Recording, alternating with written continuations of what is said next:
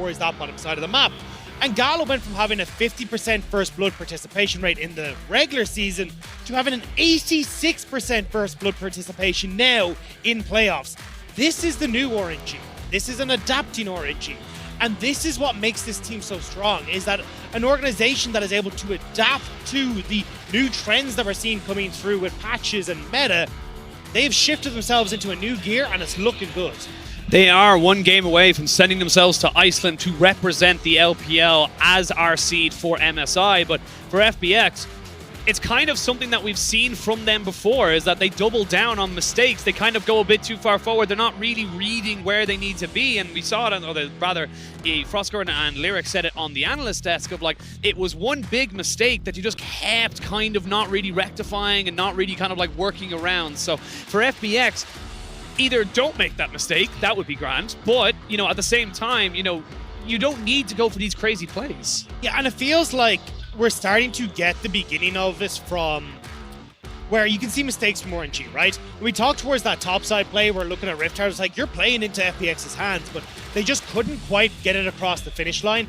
And then you start to look towards them moving into playing around Nuggery. Like we talked about, hey, look, you shift Doomby bot side, you end up putting LWX mid with Nuggery after Nuggery shoved in that long lane top, and then you got that range advantage mid that you can look to play around. It's a super strong way of playing the game, but they just never decided to go towards it. And it's something that I never really understood in the grand scheme of things, is why we're not seeing FPX double down on what has been their strength.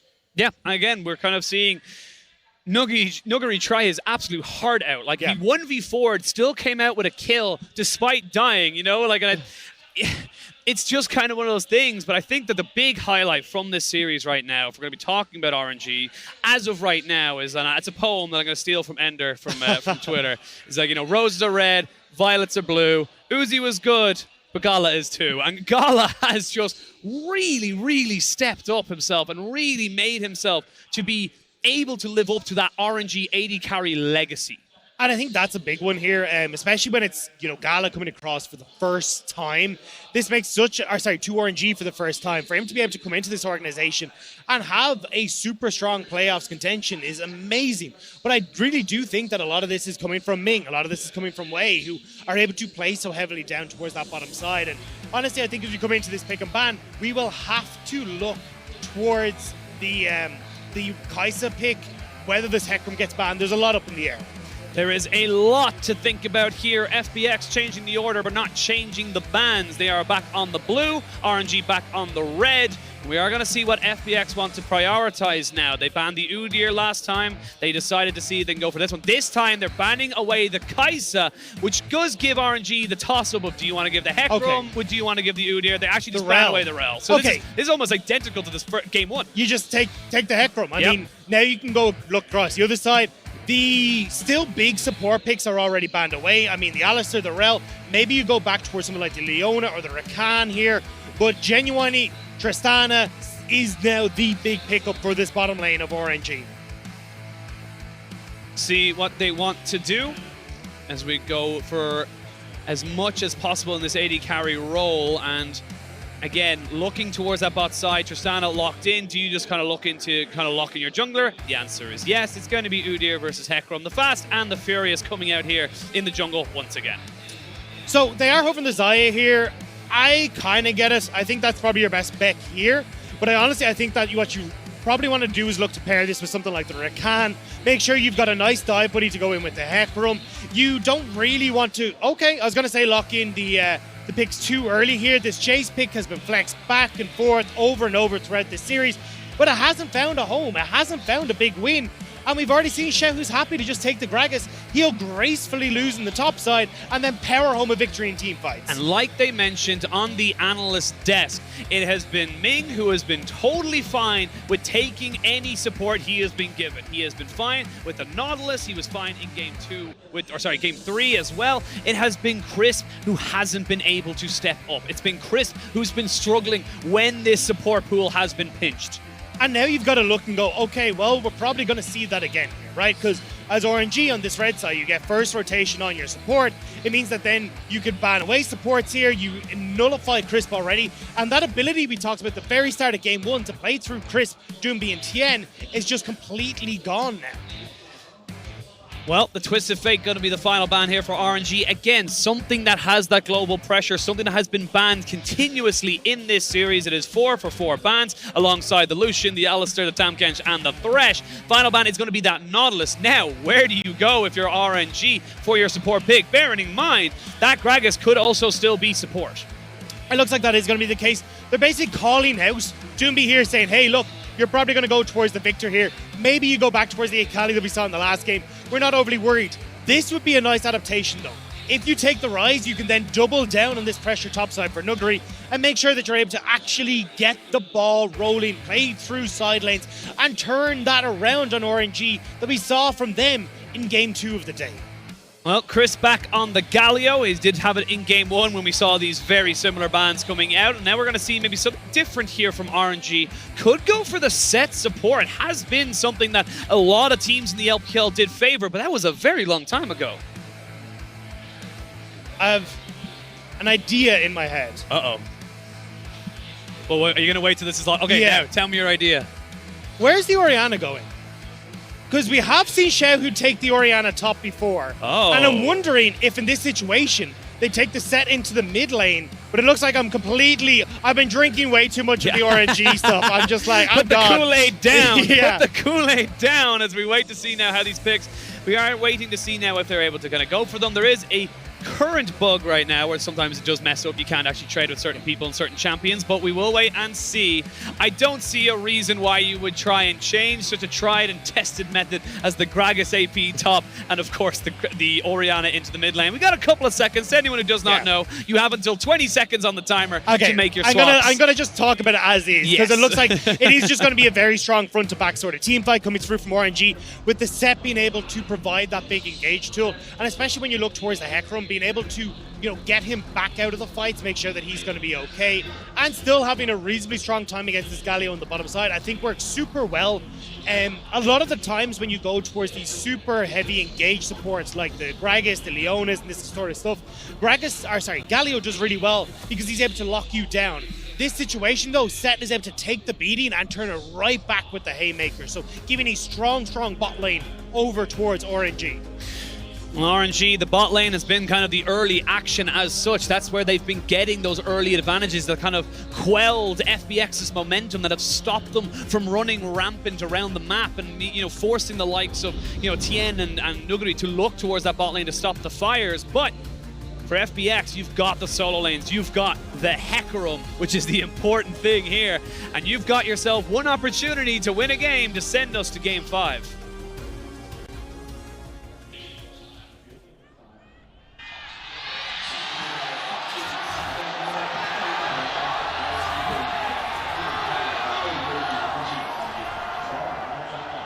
The crowd is ready. They want Game 5. I want Game 5. I know all you beautiful people at home want Game 5 as well.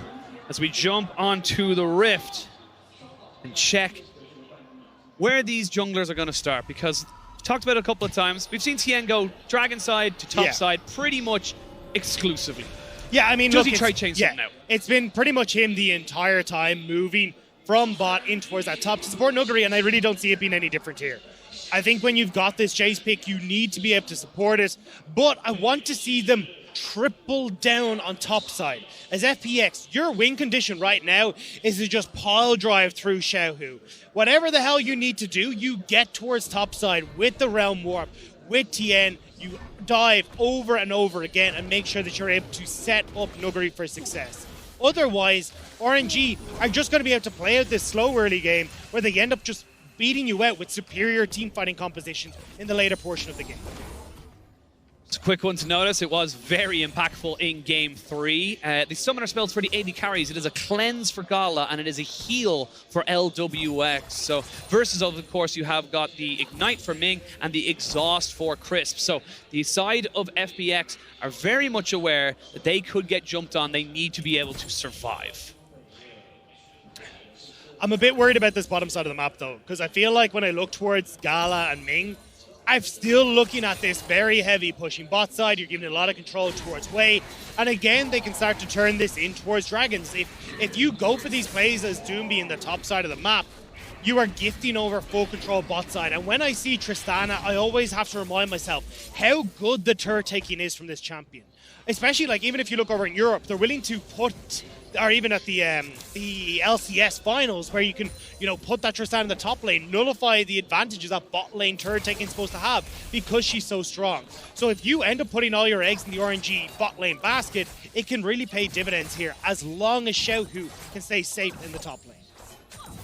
That's the key, though, isn't it? Xiaohu still needs to be relevant. Xiaohu still needs to be able to have an impact. And something with the Gragas that doesn't really need that many funds does end up lending itself to kind of saying, like you said, RNG, they're going towards the bot lane basket, as we see both supports flex. Yeah. They both just flexed, and they were just like, all right, I'll see you later. Yeah, that could have been something. That could have been it, You never know. No. You know, keep yourself on your toes. But yeah, and like, that's the thing right now, is that, like, you know, we saw in game 1, Gala got all the resources, wasn't able to carry. We've seen it in game 2 and 3. More so in game 3, he was definitely able to carry. So the options are there for RNG, and it's great to see, because talk about the start of the day, you know, Frostgurn was kind of saying, like, you know, RNG, as of right now, from the information we had been given by them, they only really showed one style, one kind of, you know, setup for themselves. They are proving that they have got a little bit more in the tank as they move forward throughout this finals. So I'm looking at Tien here. Doombi has just reset the TP mid. Cryin could reset and actually look to match this TP into topside to keep Xiaohu safe, but it might be too late. Might be. The flash is there. Flash is good.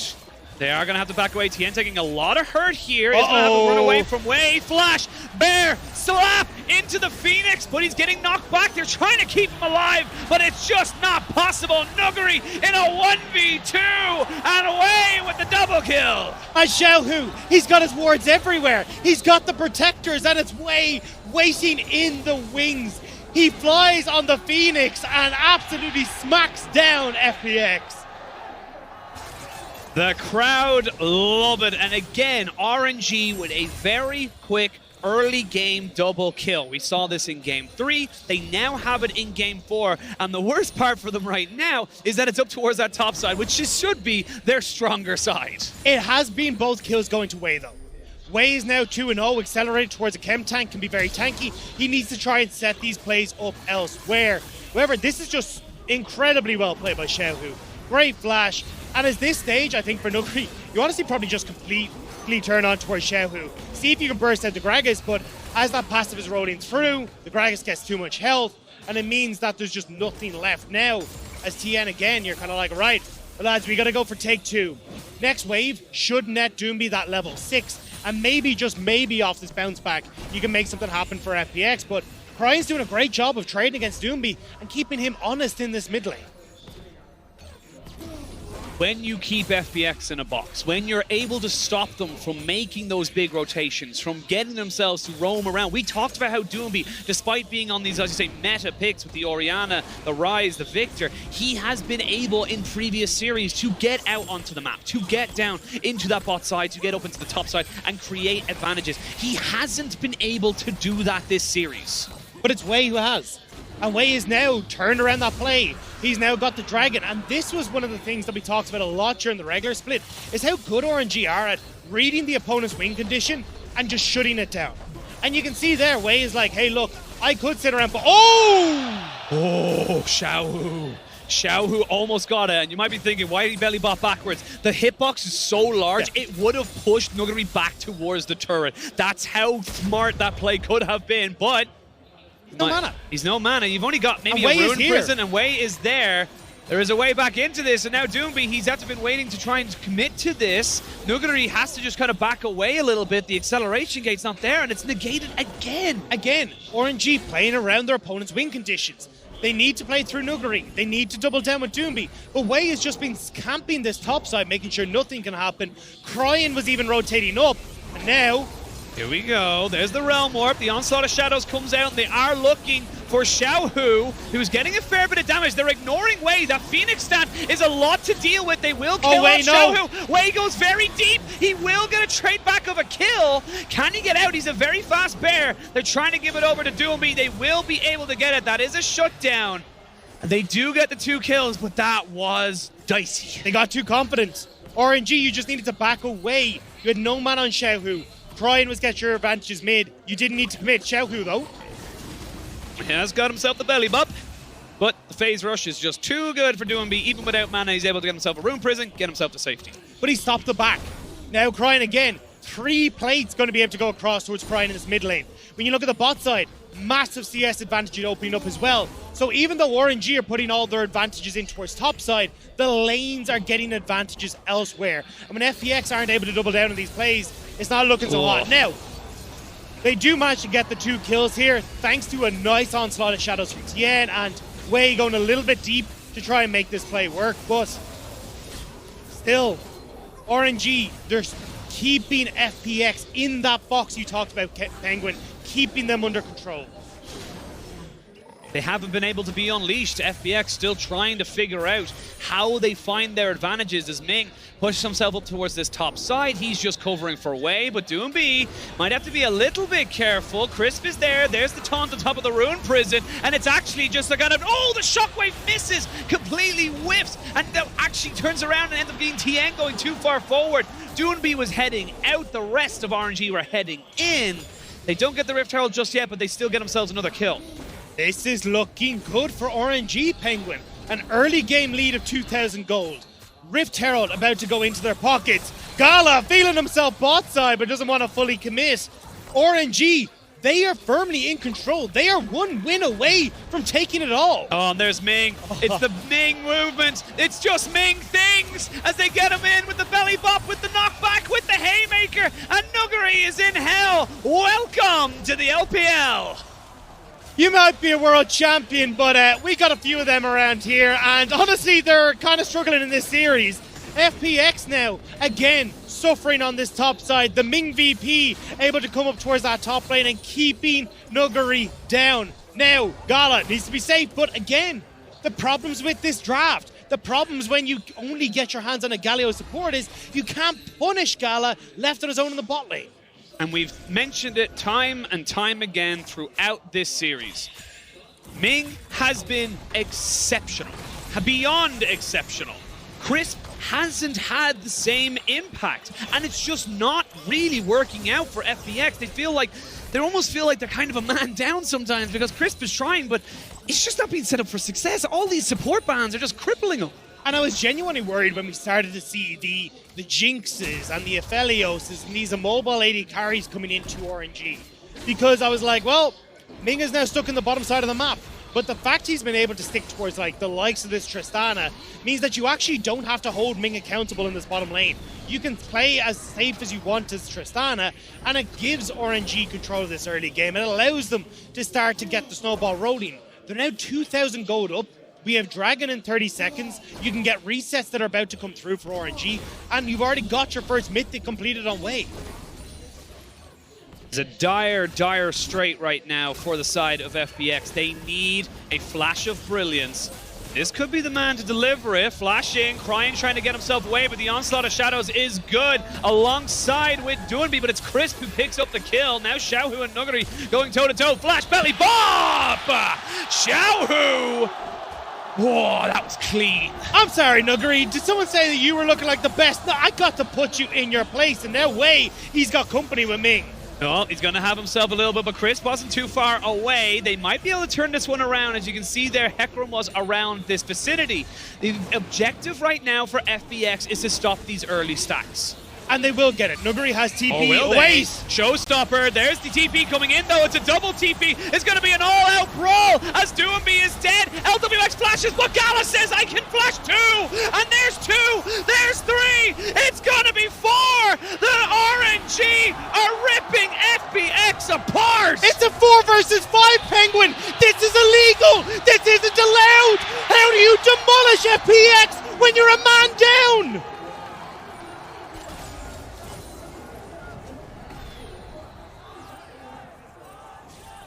This game has been blown wide open. FPX went for the play at Dragon. Ming goes straight in with the showstopper, recognizing that he had the rest of his team with TPs in tow, and he creates such a pressure point now. They've got bot lane, they've pushed out top. They're going to be able to get so much gold onto this Tristana. I'll be the first to admit, LPL playoffs and predictions have not been our strong point. No. But When we tried to predict coming into today what this was going to look like, we said, right, you know what, Nuguri and Tien, they're the strong point for FPX. They are 1-5 and 0-3. When it came towards team fights, we said pound for pound, FPX are better. We said Gala could not stand up. Gala outplays LWX every single opportunity he gets in this series. And now you are done for. There's another fight! Are you done for? TPs are going to be committed here. I think FPX, you've stayed too long. You don't belong here. You cannot take these fights. The onslaught of shadows from Tien does nothing. And the ponies in the stables, he will be taken to the glue factory. The Galio is dead as well. Nuguri, where are you going to hide? Where are you going to go? This is LPL. There is no way you can get away from the Blood God. And FPX are just being torn asunder. Nuguri, tick, tick, boom! Gala gets himself another kill. RNG are just wiping the floor with FPX. The Blood God demands a sacrifice, and it is in gold for RNG. 7,000 gold, and we're not even at the 14-minute mark. This is next level from RNG. This is RNG putting their foot down, and this is your potential MSI representative from the LPL. And this is why we have double elimination for our top four. RNG got routed, got destroyed, bit the dust, and here they are, 7,000 gold up. In game 4, 1 game away from getting themselves a ticket to MSI and getting themselves back atop the throne of LPL. The Emperor of Spring, Xiaohu, the little tiger, having to move from his nice home in mid lane to top. And everyone doubted him. Everyone said RNG was done. It was another disaster. But here you go. In that 2v3, it's a great engage coming through from Ming, the TP coming in from Xiaohu, and again it's RNG. They're just out moving on the map, using TPs. Look at where LWX is positioned. You don't take these fights, you just lost the 4 versus 5, like literally 20 seconds before this. Oh no, the panic buttons are being hit right now as FPX try and find something. Ming was reeling himself up for maybe a little bit of a flash engage, but decided against it, and FPX, I don't know what to tell you guys. You need a miracle. You need a throw. You need something to go your way. That's something, and that's one little small thing. They need about 20 more of those. Yeah, but maybe not with the tower going down in the meantime as well, because that's the mid lane. Now they're looking for a bit more, though. They are. Cryan gets caught out. Shockwave on the 3, but it's not enough to keep him alive. 2 quick kills. FPX, they're trying to get the gold back in their pockets. Rift Herald has just spawned as well. They might actually be able to nab that one for themselves. So at least it's something, but Wei is here. Wei is playing protection, but look at that gold on the left-hand side. 7 or nearly 8,000 gold for Gal already. And the next closest member is Doomby, and he's barely touching 7th K. One thing LPL has taught me over the year or so, split I should say, I've been gold casting means it. nothing. As, yeah. Gold means nothing. All the statistics are wrong, and whoever wins, wins. So it is not over until the Nexus explodes. Oh, he's trying to go for a flank. Thank you so much for that picture-in-picture replay. It just shows you how he gets caught, and this is good for FPX. This is how you try and get back into this game, because you're slowing down the pace. The momentum is slowed down. Yes, you are in a gigantic hole. Do not get it twisted. But it is still something. Dragon, 13 seconds away. RNG fully in control. Flashes and cleanse on Gala. Nobody has no mana. This guy has got Kraken Slayer and Phantom Dancer. Once again, he's in prime position to be the carry. Wasn't able to quite do it in game number 1. He gets a second chance here. Look at Ming. Ming circling around the back of this pit. He knows his job is to get the squishiest person. Wei's got the inside track. They have to go for this dragon. There's the explosive cast. Tien was not hit. Everfrost has been used as well. I don't think you can go for this. Tien goes for the smite, but he can't get it. And that's going to mean the go sign. The trigger has been pulled. You cannot protect Nuguri anymore. They go in with all their team fight assets. But Chris, yes, you got a very, very nice ultimate, but there's nothing there for you. Now, Doonby, you have to be the machine gun. You have to be the guy to carry this. But it's not your day. It's RNG's. And RNG clean up house. It's RNG all day, every day today, as they are fumbling through FPX. Gala now on this bottom side, pushing in towards these towers. The Rift Tower was popped in mid. That inhibitor turret's already low. This is power galore to RNG. 10,000 gold. Soul point. And a hell of a lot of momentum behind you. RNG are one team fight away from cementing themselves as the LPL Spring 2021 champions and the representative for LPL at MSI. Bow down, Nuggery. Know when you have been bested. Gala picks up another kill in this bottom lane. 6-0 for Gala. 6 towers stand in the way, and there's nothing to stop RNG. They are masters of their fate here today. They are the ones that want to make sure they take back their rightful throne. Feels like it's written. Feels like this is the way this game goes. You've got level leads, you've got gold leads, you've got item leads, everything's a lead. FPX, you need a miracle. There is no short. It's not even a mistake. It's a miracle right now, and I just don't think it's gonna happen. How do you even go about it, right? You've got 3 minutes until the next dragon. RNG are free to just use the fact that Gala is huge. They start sieging on towards these turrets. They push in mid. They rotate top. They take the last outer turret you have left, and then they can fall back to Baron, which hasn't even spawned yet. They can fall back to Dragon. God, you're right. This is such a massive, massive lead for RNG, and it's not even one pick. It's oh no. Oh, LWX, fancy feet, but he gets hit by the explosive cast, and you got nowhere else to go, buddy. Xiaohu getting his 5th kill on this AP Gragas, and I like this from FPX. They try to go for something, but when one thing goes their way, another thing goes out the window. This is done. This is over. This is RNG taking everything back. This is their road to not only LPL success, international success, as they look to take on the best the world has to offer at MSI. This is a statement series from RNG. Everyone had written them off. The narrative was Nuguri against Damwon Kia. That was the narrative. That's what people wanted to see. The World Championship top laner who was sent to sent to LPL was going to have a chance of, facing against his old teammates. Not today. They did not count out or count in RNG's just pure, fantastical team fights. And again, he doesn't give the flashiest plays, but Ming has been insane this series. Ming is honest, regardless of whoever gets it, he's my finals MVP because he's just created everything for RNG that has gone well. He's been absolutely insane. Setting up this bot lane play, working with Wei, keeping Xiaohu safe, getting the ball rolling for RNG. TP from Xiaohu. Oh, this could be it. Flash forward. It's not going to be enough to stop Xiaohu. And they find LWX again. The big man goes golden. And it's a fight separated. You don't have your players. You don't have anywhere to go. The shockwave. Everything used. This could be it, Dagda.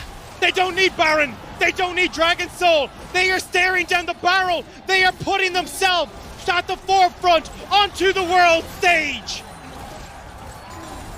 Form is temporary, but class is permanent. RNG will take down the Phoenix. What is a legend to a king? And what is a king to a god? RNG are your Spring 2021 LPL champions. RNG, the old gods return with a familiar name, a new set of faces, new places where they call home. But this is the giants we know and love in the LPL. The more things change, the more they stay the same. RNG back on top. And what a way to do it. What a way to do it.